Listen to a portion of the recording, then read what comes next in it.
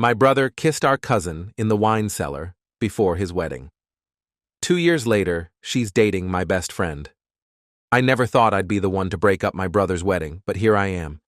My name is Richard, 22M, and my older brother Joseph, 29M, was supposed to get married last weekend to his fiancée Carol, 27F.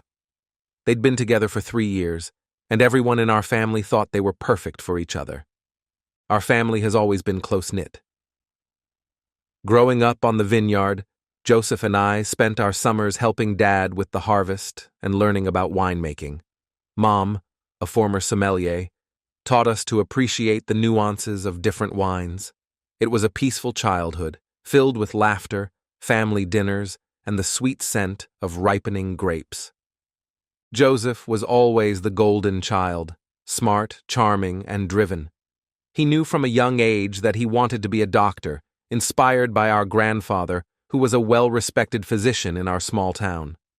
Joseph worked hard through high school and college, volunteering at the local hospital and studying late into the night. When he got accepted into medical school, our parents couldn't have been prouder.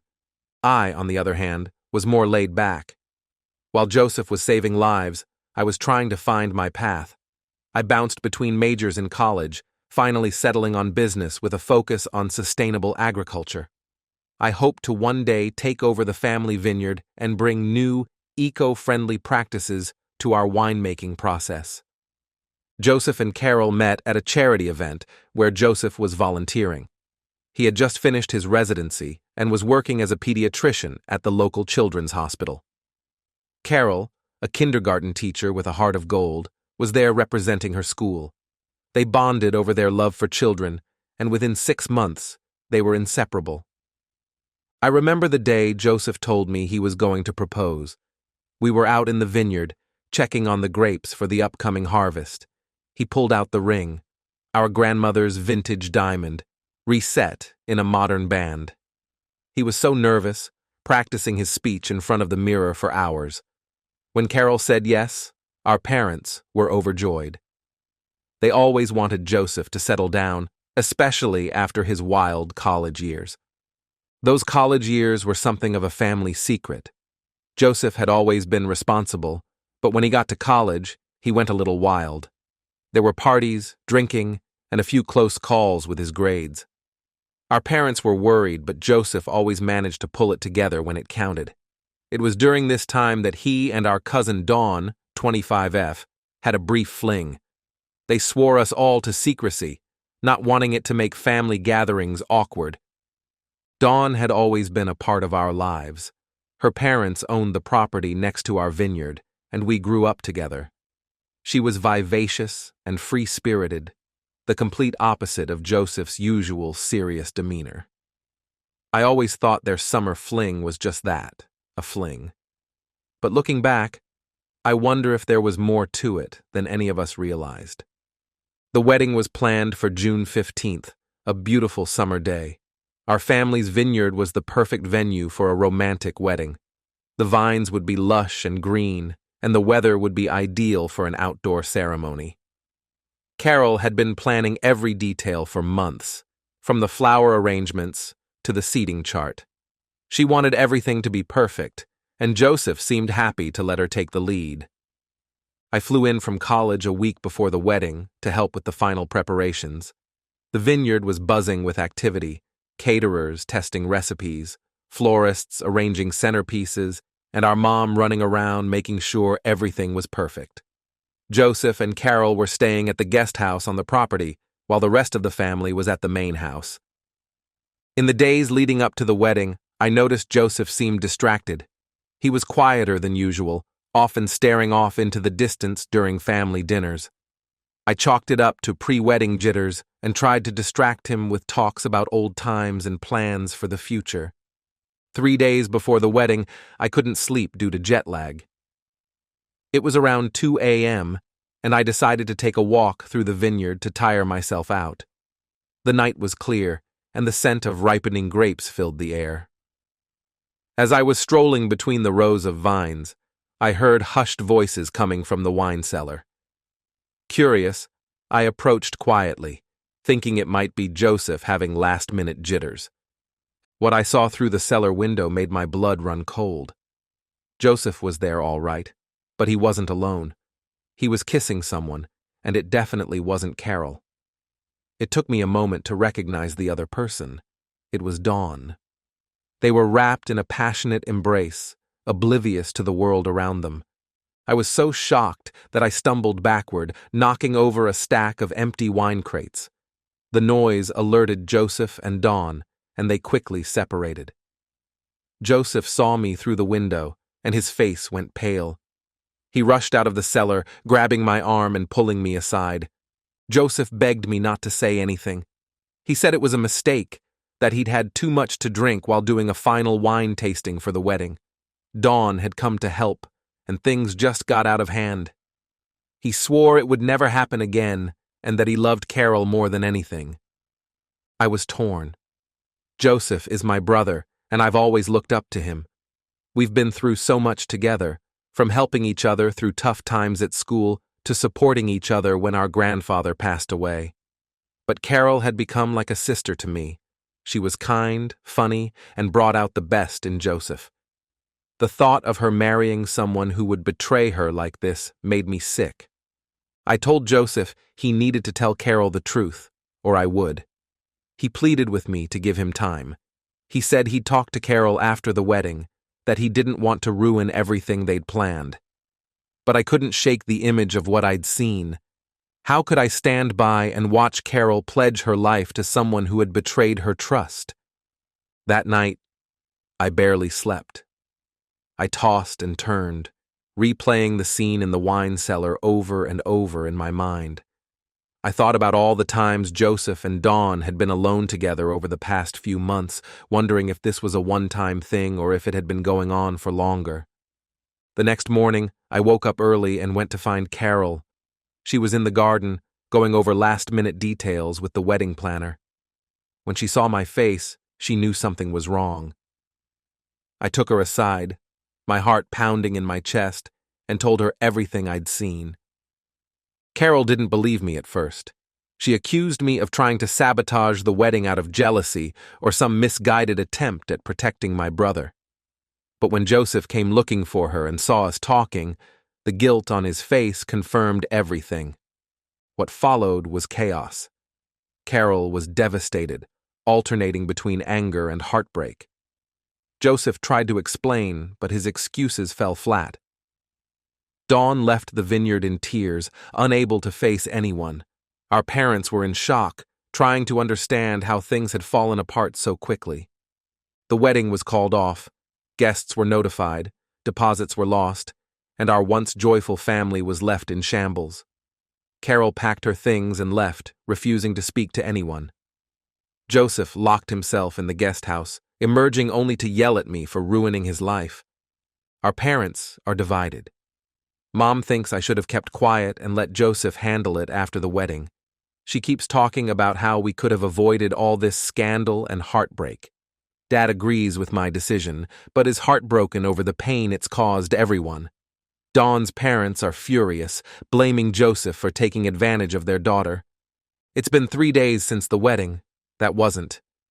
Joseph isn't speaking to me. Carol has blocked all our numbers, and the family is torn apart. I keep replaying that night in my head, wondering if I did the right thing. Should I have given Joseph a chance to come clean on his own? Did I overstep by telling Carol? I'm back at college now, trying to focus on my finals, but it's hard to concentrate with all this weighing on my mind. I can't help but wonder what's going to happen to our family. Will Joseph and I ever repair our relationship? Will Carol ever forgive any of us for keeping this secret, even for a short time? The vineyard, once a place of joy and family unity, now feels tainted. I wonder if we'll ever be able to have a family gathering there without thinking about what happened. The wine we were going to serve at the wedding, a special blend Joseph and I had worked on together, sits untouched in the cellar, a bitter reminder of what could have been.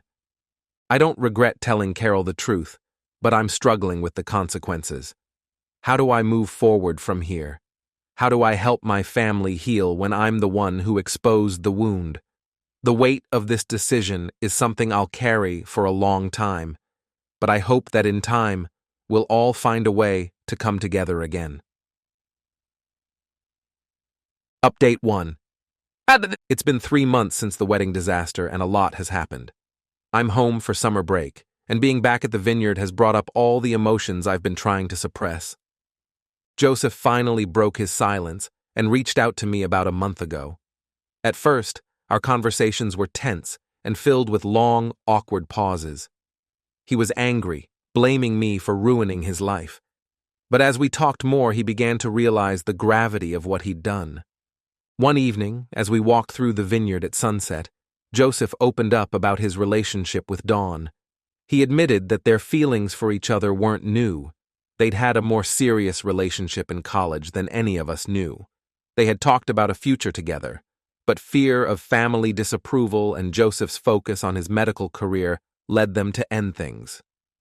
Apparently, when Dawn came to help with the wedding preparations, old feelings resurfaced.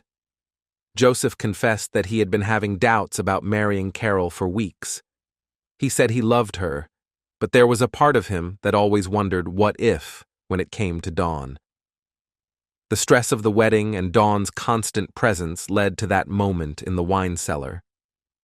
Joseph knows his actions don't have any excuse, but hearing him take responsibility was a small relief. He's been seeing a therapist, trying to understand why he made the choices he did and how to become a better person. It's a long road, but I'm proud of him for taking those steps. As for Carol, she sent me a message a few weeks ago. It was brief, but she thanked me for telling her the truth. She's been in therapy too, working through her feelings of betrayal and loss. She asked me not to contact her further, as she needs space from anything related to Joseph and our family. It hurts, but I understand. I hope that one day we might be able to rebuild our friendship. Dawn has moved out of state, unable to face the family after what happened. Last I heard, she was working at a winery in California, putting her knowledge of viticulture to use. Her parents are still not speaking to us, and family gatherings have become tense, divided affairs. The annual Harvest Festival, usually a time of joy and community, was canceled this year. No one felt much like celebrating. Mom has come around to understanding why I spoke up, but she's heartbroken over the fractured state of our family. She's thrown herself into charity work, organizing fundraisers for the local children's hospital where Joseph works. I think it's her way of trying to bring some good out of this situation. Joseph has moved back home and is throwing himself into work at the hospital. He started volunteering at a local community center, teaching health classes to kids. I think it's his way of trying to be a better person, to prove to himself and others that he's more than his mistake. He's also been helping out more at the vineyard, perhaps finding solace in the familiar rhythms of caring for the vines. Dad and I have become closer through all this. He's proud of me for standing up for what's right, even when it was difficult. We've been spending a lot of time together at the vineyard, working on a new wine blend. It's been therapeutic for both of us, focusing on creating something positive amidst all the negativity. I've been seeing a therapist too, trying to work through my feelings of guilt and confusion. She's helping me understand that while I expose the truth, I'm not responsible for the actions that led to this situation. It's a slow process, but I'm starting to forgive myself. The hardest part has been watching how this has affected our extended family and friends. The wedding was supposed to bring everyone together, and instead, it tore us apart. Some relatives have taken sides, while others are trying to mediate and bring peace. Family reunions, once joyous occasions, are now fraught with tension. I'm trying to focus on my studies and future, but it's challenging when home feels so different now.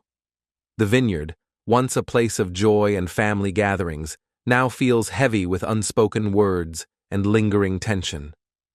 The rows of vines that used to represent our family's legacy now remind me of the secrets and lies that tore us apart. As summer progresses, I'm hoping we can start to heal as a family.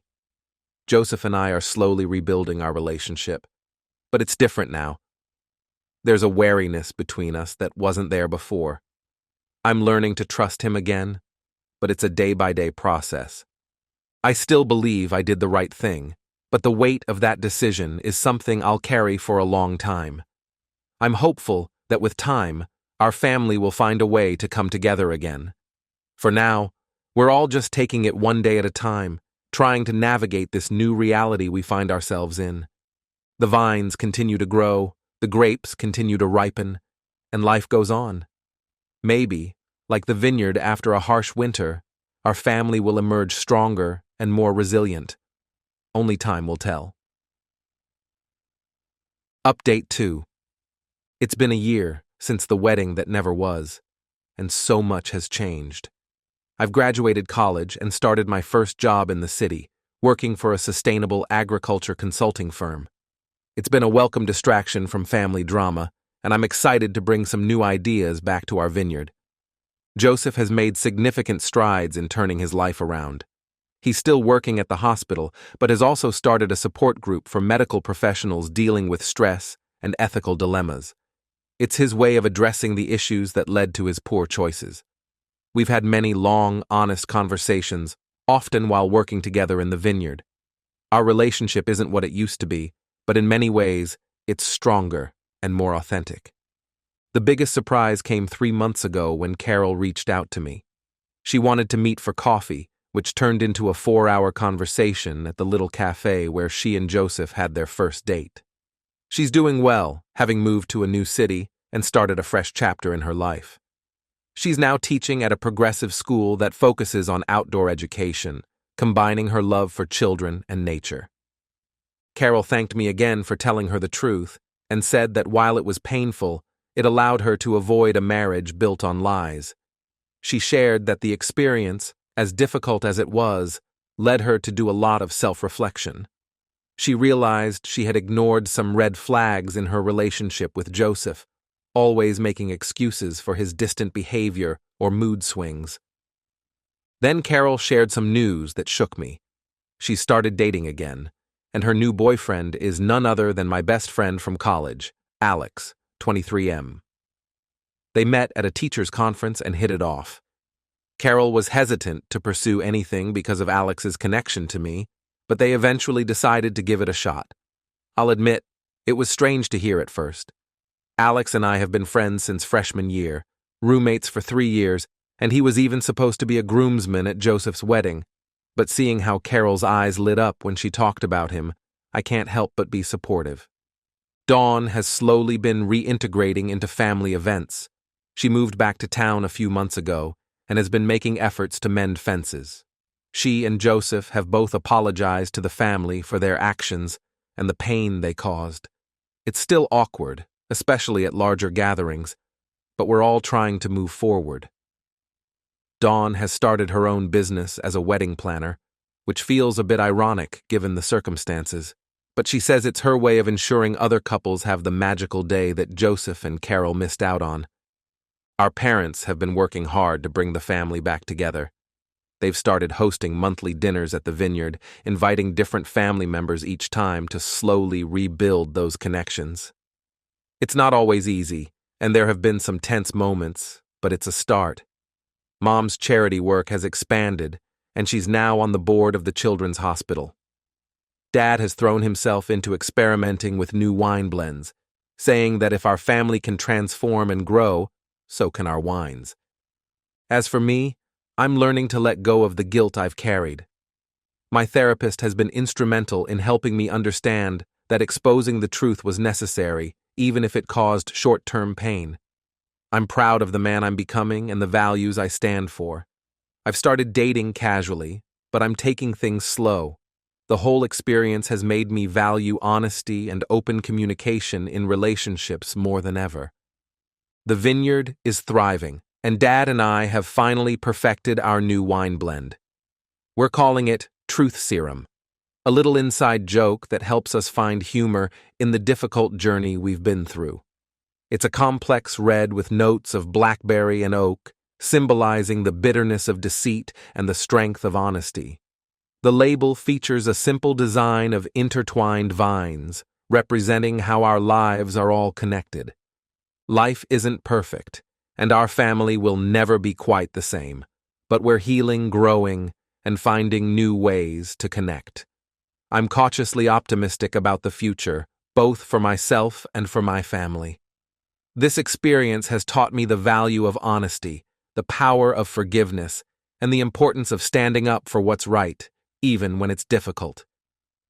As I look out over the rows of vines, I'm reminded that growth often requires pruning. Sometimes we have to cut away the damaged parts to allow for new, healthier growth. Our family has been pruned, but we're sprouting new shoots, and I believe we'll be stronger for it in the long run. Update 3. As I sit here in the vineyard watching the sunset over the grapevines, I'm struck by how much has changed in the 2 years since that fateful night. Our family has been through a lot, but we've come out stronger on the other side. Joseph has really turned his life around. He's now the head of pediatrics at the hospital and has become an advocate for ethical practices in medicine. His support group for medical professionals has grown into a nationwide network, helping doctors and nurses deal with the moral and emotional challenges of their work. He's also found love again with a fellow doctor, Sarah, 31F. They met at a medical conference where Joseph was speaking about burnout in healthcare. They've been dating for 6 months, and it's refreshing to see Joseph in a healthy, honest relationship. He recently confided in me that he's thinking of proposing, but this time, he's doing everything right, including being upfront about his past mistakes. Carol and Alex are still going strong. They got engaged last month, and surprisingly, they've asked me to be a groomsman. It's a testament to how far we've all come that I can stand by their side and genuinely celebrate their love. Carol has become a dear friend, and I'm grateful that something positive came out of such a difficult situation. They're planning a small, intimate ceremony in the mountains, a far cry from the lavish vineyard wedding that never happened, but perfect for them. Dawn has found success with her wedding planning business. She's even planned a few events at our vineyard, which has helped mend the rift between our families. Her parents are slowly warming up to us again, and last Thanksgiving, we all managed to share a meal without any major drama. Dawn is single by choice, focusing on her career and personal growth. We've had some deep conversations about the past, and I've come to understand her perspective better. While what happened was wrong, I can see now that it wasn't black and white. Our parents have become closer through all of this. They've taken up ballroom dancing as a way to reconnect and have fun together. It's heartwarming to see them laughing and enjoying each other's company after the stress of the past couple of years. They've also started a scholarship fund for aspiring winemakers, turning our family's passion into a way to give back to the community. As for me, I've been promoted at work and have started dating someone new, Olivia, 24F. We met at a farmer's market where I was helping Dad sell our wines. She's an environmental lawyer, and we bonded over our shared interest in sustainable agriculture. She knows about my family's history, and her support and understanding have been incredible. I'm learning to trust and open up again, which hasn't been easy, but it's been worth it. The vineyard has become a symbol of our family's resilience. We've started hosting weddings here again, and each one feels like a small victory, a reminder that love and trust can flourish even after heartbreak. Our Truth Serum wine has become our best seller, with people drawn to both its taste and its story. Looking back, I realize that exposing the truth, while painful, was the right thing to do. It set off a chain of events that ultimately led to growth, healing, and new beginnings for everyone involved. Our family isn't perfect, but we're real, we're honest, and we're there for each other. As I raise a glass of our Truth Serum wine, I toast to the power of honesty, the strength of family, and the beautiful unpredictability of life. Here's to whatever the future holds, knowing we'll face it together, with open hearts and eyes wide open. The sun has now dipped below the horizon, painting the sky in shades of pink and gold. The air is filled with the sweet scent of ripening grapes, promising another good harvest. As I walk back to the house where I can see my family gathering for dinner through the warmly lit windows, I feel a sense of peace. We've weathered the storm, and while the landscape has changed, we're still standing, still growing, still loving. And really, isn't that what family is all about?